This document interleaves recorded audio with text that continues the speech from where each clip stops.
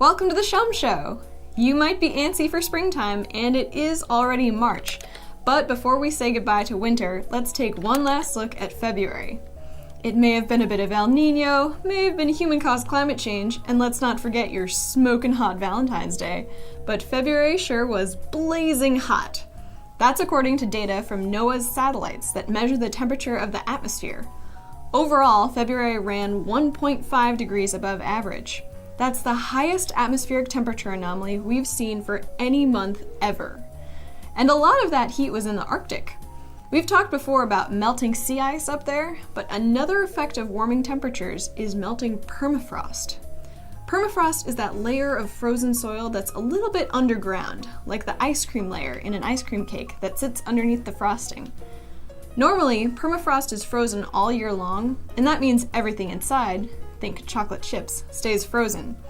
You see, inside the permafrost are relics of when that soil first froze. Things like roots of plants and all kinds of organic matter.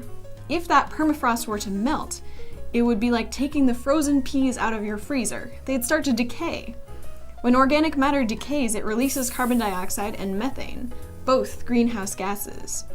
On the other hand, warmer temperatures also mean a longer growing season for plants on that top layer of soil. Right now, the plants on top breathe in more methane than the permafrost emits. But there is a tipping point, and scientists are actively studying how the whole system works.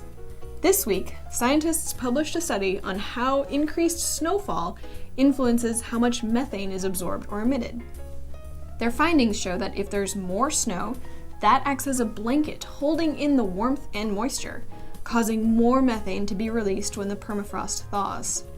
It's not a simple equation, but climate models predict 25 to 50% more precipitation in the Arctic region by 2100.